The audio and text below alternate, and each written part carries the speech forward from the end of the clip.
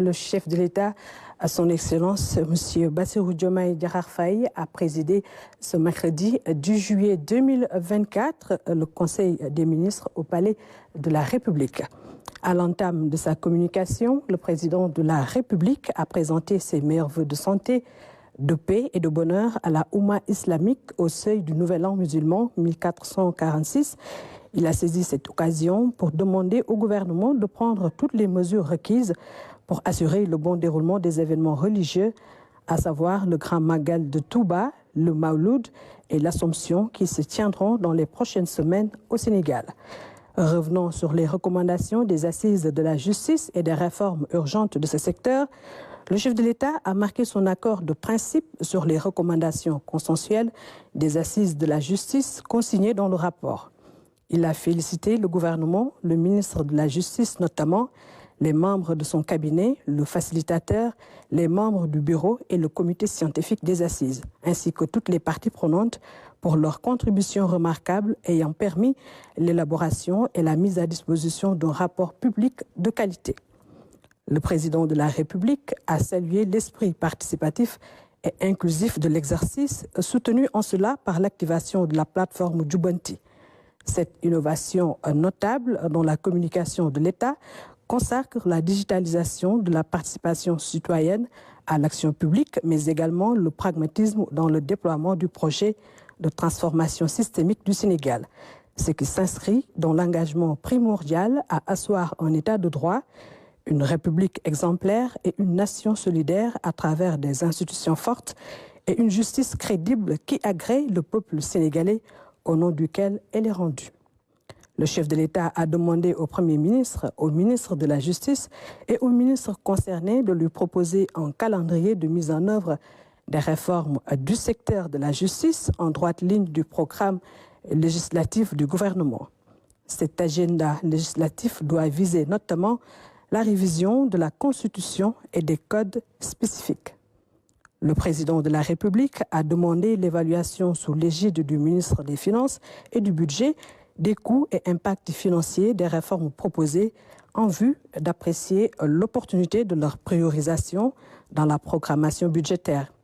Il a informé le Conseil de sa disponibilité à recevoir encore toute contribution ou proposition pertinente relative à la réforme du Conseil supérieur de la magistrature concernant notamment l'élargissement de ses membres aux acteurs n'appartenant pas au corps des magistrats et la problématique de la présence dans l'instance du président de la République et du ministre de la Justice. Le chef de l'État a demandé au Premier ministre et au ministre de la Justice de faire une communication mensuelle en Conseil des ministres sur l'état de mise en œuvre des recommandations et décisions issues des assises de la justice et de tenir compte dans cet exercice à leur conformité avec les valeurs de notre société, notre culture et nos croyances. Au chapitre de la gestion durable de l'assainissement des communes du Sénégal, le chef de l'État a fait remarquer que l'urbanisation croissante du Sénégal et les difficultés d'aménagement de nos communes ont accéléré le phénomène des inondations et augmenté les besoins en infrastructures d'assainissement. Il a demandé au Premier ministre et au ministre de l'Hydraulique et de l'Assainissement d'intensifier avec la Brigade nationale des sapeurs-pompiers et l'ensemble des services de l'État mobilisés le déploiement efficace des dispositifs de prévention et de gestion des inondations dans les localités touchées.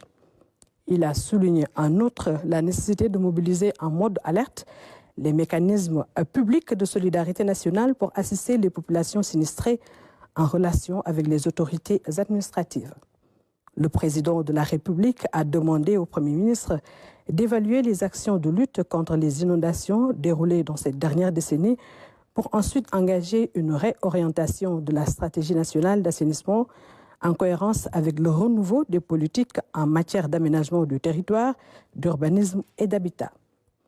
Il a, à ce titre, invité le Premier ministre à procéder à l'actualisation et à la généralisation des plans directeurs d'assainissement, PDA, et de lui proposer un nouveau programme intégré de développement de l'assainissement, PIDA.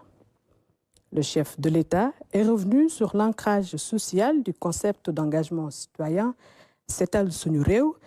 Il a félicité le Premier ministre, le ministre de l'Hydraulique et de l'Assainissement, les membres du gouvernement, les autorités administratives, les maires, les services de l'État, les acteurs privés, les jeunes, les femmes et les forces vives de la nation en action pour le succès de la seconde édition de la journée de mobilisation nationale Setal Suñu Réew qui s'est déroulée le samedi 6 juillet. Il a, dans le même sillage, demandé au gouvernement de veiller à la bonne préparation de la 3e édition qui sera consacrée à la thématique de la reforestation dans le cadre de la Journée nationale de l'arbre. Celle-ci sera exceptionnellement célébrée les samedis 3 et dimanche 4 août 2024. Au titre de son agenda diplomatique, le président de la République a informé le Conseil de sa participation le 7 juillet 2024 à Abuja au 65e sommet des chefs d'État et de gouvernement de la CEDEAO. Dans sa communication, le Premier ministre a fait part des visites qu'il a effectuées à Touba et à Tivaouane auprès du Khalife général des Mourides et du Khalife général des Tidjanes.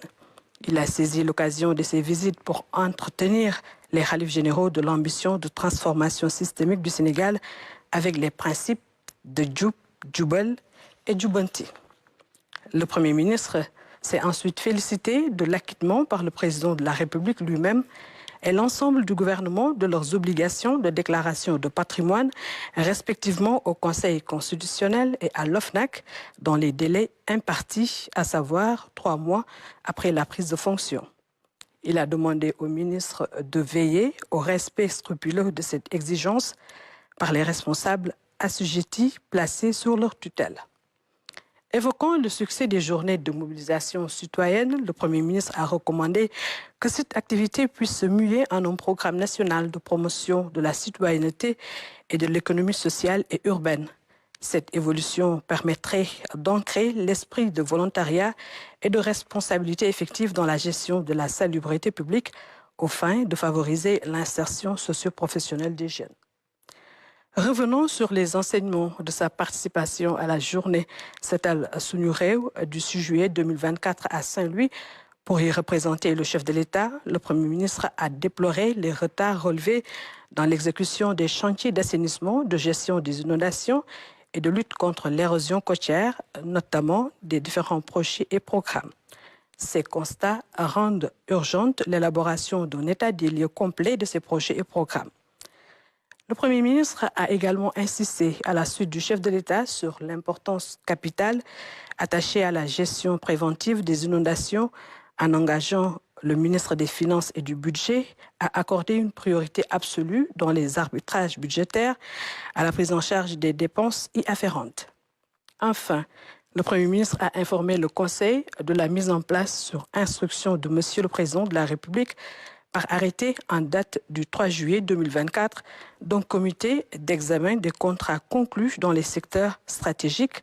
Le comité a pour mission principale d'analyser dans les contrats susvisés la présence centrale de l'intérêt national ainsi que ses mécanismes de sauvegarde en vue d'assurer le cas échéant les objectifs d'équilibre requis. Au titre des communications des ministres.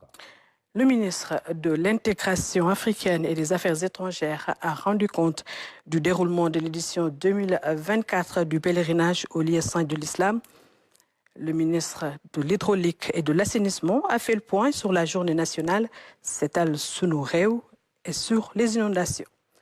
Le ministre de la Jeunesse, des Sports et de la Culture a fait le point sur les vacances agricoles.